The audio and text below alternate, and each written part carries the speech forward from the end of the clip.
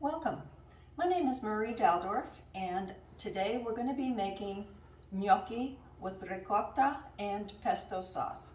But before we make the gnocchi, I want to make homemade ricotta and show you how simple it is to make the ricotta directly from home, which is a far better ricotta than what you can get at the store. So I have here 4 cups of milk. It's 2% and whole milk. You do not want to use non-fat milk because that won't separate from the curds from the whey. So we'll put this into a pot here. And then we're going to begin boiling this, but we're going to boil it really slowly. And you want to use a wooden spoon when you stir this. So we'll get this started here. And the only ingredients that you need for this, for making homemade ricotta, are 3 things: the milk, lemon, which is your acidic agent to create the curds, and a little bit of salt if you want to use salt. If you want to make a sweet ricotta, say to stuff your cannoli, then you can use half and half, and you would not use any sugar at all or any salt, because that would be a sweet ricotta rather than a savory one, which we're going to be making today for the gnocchi. So we're going to let this come to a boil, and then I'll be back when this is ready to boil and go to the next step. Okay, now the milk is starting to foam, and it's got a little bit of a film on top, which is exactly what you want. So you want to make sure that it's at least up to 200 degrees. And I've done this enough times so that I can tell by the size of the bubbles and how it's boiling that it is to that temperature. So now what we're going to do is we are going to pull it off the heat. And I've cut my lemon in half. So now we're going to be using the lemon as the agent to make the milk curdle, which is what we want. Now, you can also use white vinegar to make this happen. However, I prefer to use the lemon. It's a much more flavorful way to do it. Now, I'm using a whole lemon, but you may not need to use the whole lemon, depending upon, how acidic your lemons are. So I'm going to pour in a little bit here and stir it.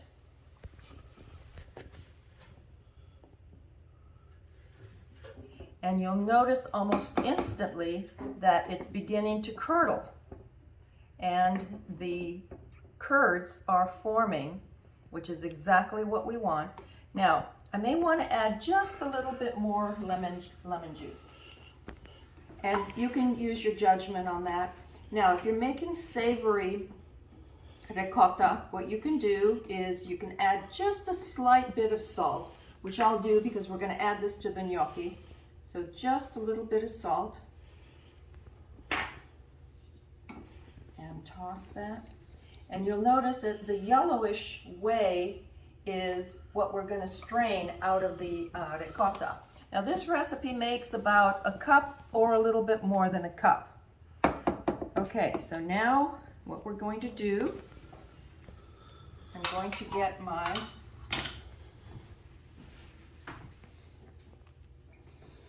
bowl here, and I have a strainer, and I put a cheesecloth over the strainer. So now I'm going to let this sit for a few minutes before I put it in through the strainer, so that the curds form a little bit more. You can leave it here for about 10 minutes, and if you can look at the difference here, look at the whey and look at the curds here. So we'll let this sit for a few minutes, and then I'll show you how to, we'll put it through the strainer here. The more you strain the whey out of the curds, the less ricotta you're going to end up with. but it's also more dense. So if you want a lighter, fluffier ricotta, then what you want to do is just to strain the whey out and then put it in a container so that you can use. Now, if you have some leftover ricotta, it will not go to waste. What you can do is you can spread it over crostini and make it as an appetizer. One of the things that I truly enjoy is having toast and putting the ricotta on the toast and drizzling honey on it. It's a very, very wonderful breakfast treat. Okay, I think we're ready here. Now apparently this lemon had quite a bit of acidity because it really made the curds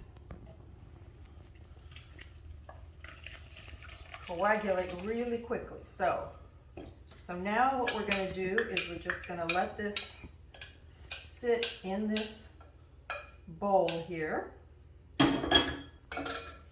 And you'll see that there's already quite a bit of whey that has come from this amount of ricotta. Now, you don't have to throw your whey away.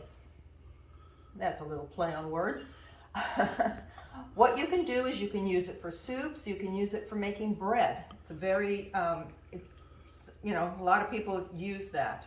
So now I'm just going to let this sit here, cover it up so that it won't dry out, and we can leave this up to about an hour to drain, and then we'll be ready to make our gnocchi.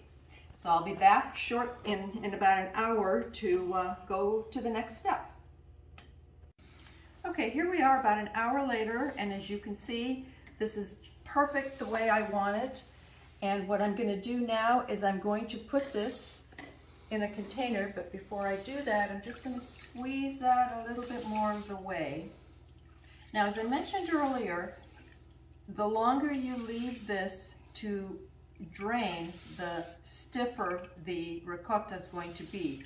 Now, for the gnocchi, I don't want it too wet, because then I have to add more flour, and then it can make the gnocchi a little bit dense. So I'm going to leave this in this container here, and I'm going to prepare so that we can start making our gnocchi. So stay tuned and we'll be back in just a moment. I've boiled potatoes. The recipe calls for 2 to 3 medium or so sized potatoes. I've boiled the potatoes in water until they're nice and cooked and soft, or you can also bake them in the oven at 400 degrees for about an hour. So these are ready to come off the heat, and what I'm going to do now is to put them in some, let them sit on the counter until I'm ready to be able to handle them to put them through the ricer. So that will be our next step before making the gnocchi.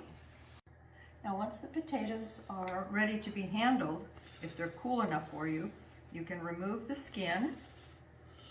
These are still a little bit hot, so I'm going to be very careful. And then we're going to put them through the ricer. Whew. Okay, now we're ready to rice our potatoes. I'm just going to break them in half, put them in the ricer.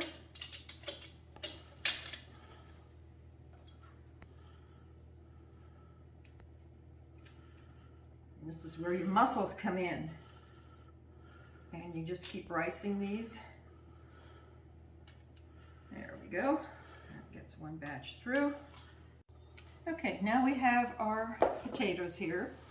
I'm going to sprinkle on 1.5 cups of flour I have about 3 cups of potatoes here. So I'm just going to work this in a little at a time. Then I'm going to add in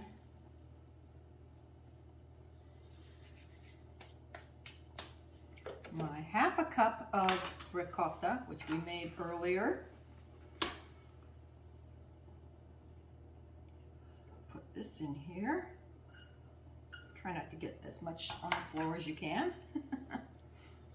Okay, and we'll work this in.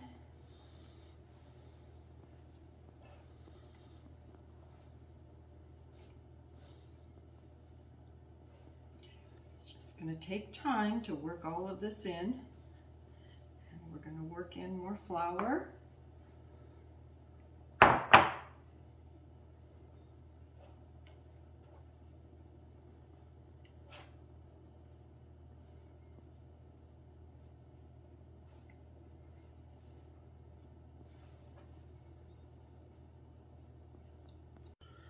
Okay, here I have one beaten egg that I've been beating.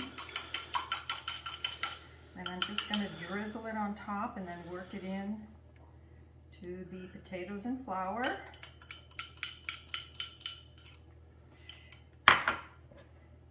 Now you can add salt to the potatoes here if you like, or you can just salt your water when you cook them, when you cook the gnocchi, and that should be just all you need, all the salt you'll need.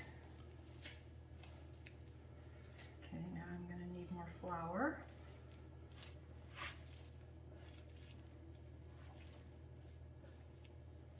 Now you don't want to work this too much because then it will get too dense. But see, right now it's just way too soft now that I've added the egg to it.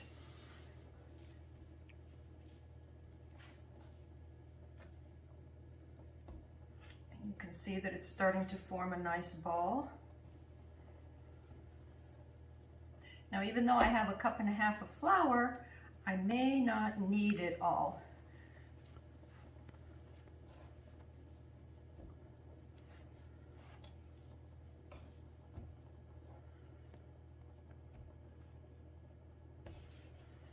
Okay, I want to get all the little scraps up off my cutting board. Work them in.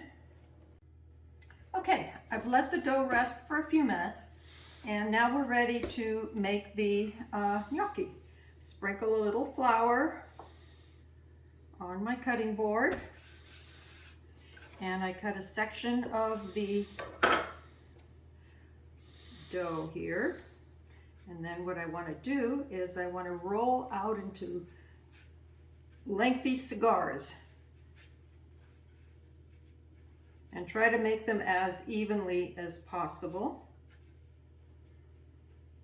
Now, you can make them bigger, it doesn't really matter, but if you're making them large, you should make them all the same size because otherwise they're going to have a harder time. Some are going to cook faster than others. So now what we're going to do is we just cut them.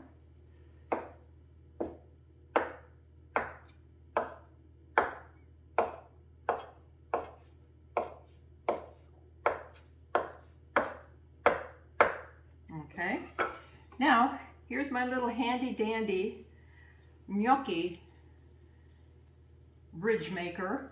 This is also used for cavatelli, but right now we're just going to use them to make the gnocchi. So you put your thumb on the gnocchi here, you roll it, and this is what you end up with. Try this again.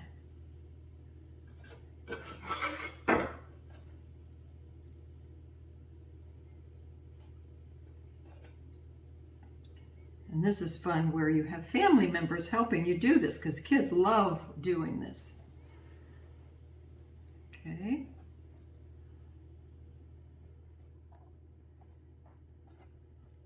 So we just work our way through all of the dough here. And see, some of these are a little bit smaller, but that's okay.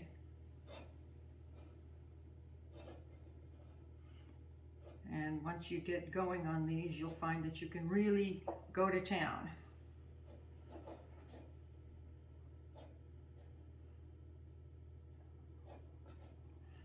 Okay. Then the next thing I'm going to do is just to make the rest of the dough here.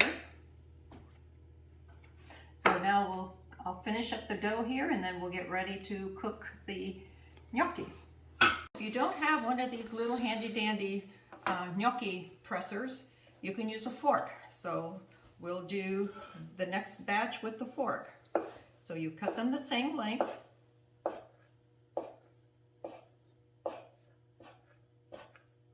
And you can see how quickly these go when you're making them.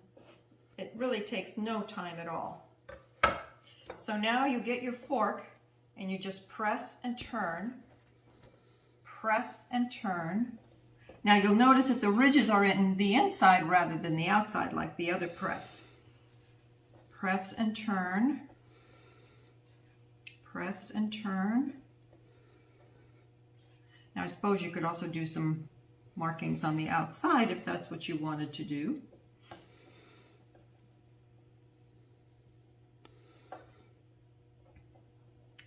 So here we are with the rest of these. So I'm just going to continue making them with my other little handy dandy thing here. Now that one was a dud. Okay, so there's a good example of what you shouldn't do. You start at the top and you roll all the way down so that you get the ridges all the way across. Otherwise it just turns into a blob. So to start at the top, roll all the way down. Start at the top and roll all the way down.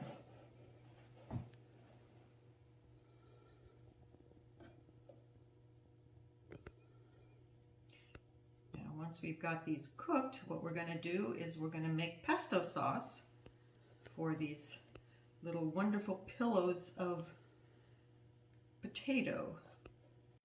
Okay, now as I mentioned, we're going to toss these gnocchi with a pesto sauce.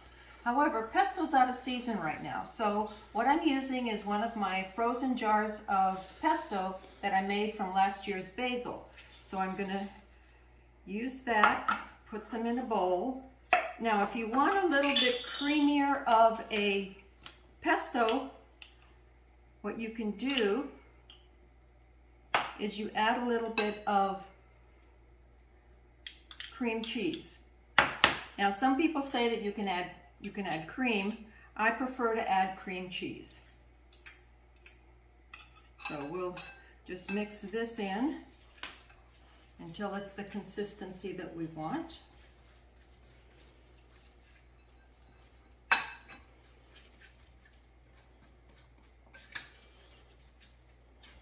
And we can add a little bit more.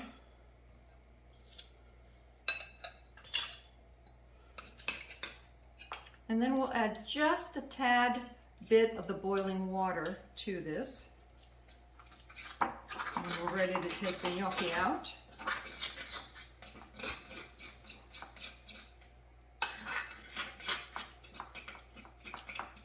Okay, I think that's probably the consistency that I want it. So now I'm going to get ready to throw my gnocchi down.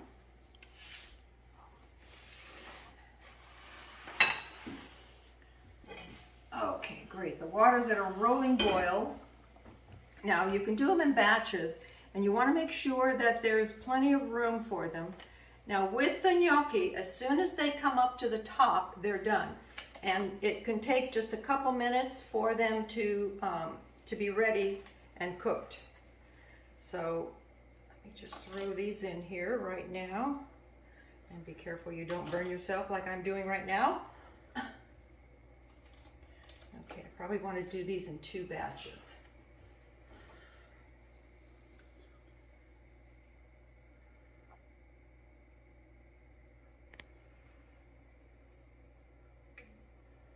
Okay, I'll let those boil.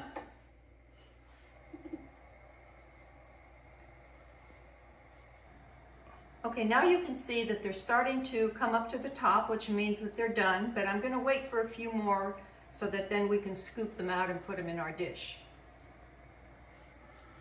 As you can see, it took maybe 2 minutes to get them to come up to the top just to indicate that they're done.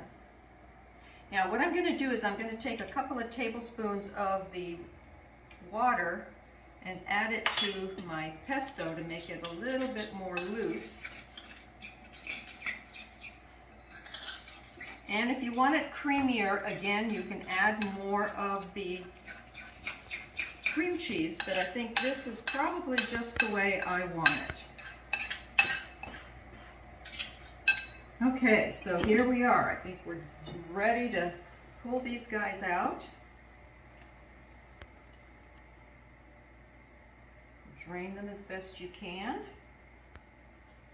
I'm going to take all of these guys out because otherwise they're going to cook too much.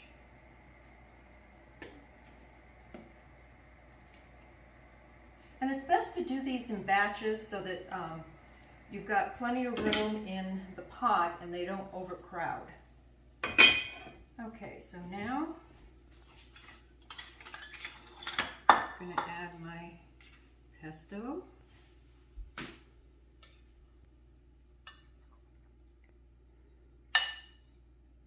And then to this, we're going to add some grated cheese.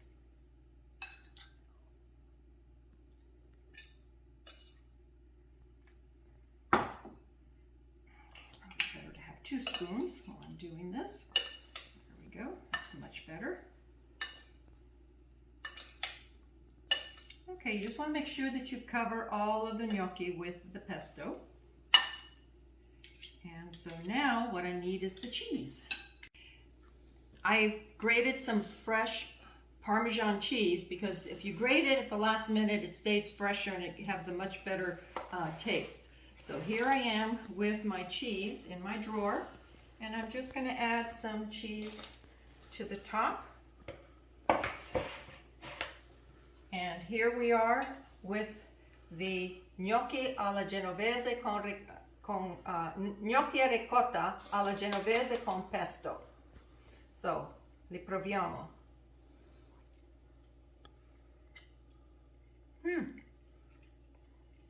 Very good. I'll ask my videographer if he likes them, so we'll have him do the taste test for us. Anyway, qui ci abbiamo un altro piatto della Liguria e grazie tanto a tutti e buon appetito.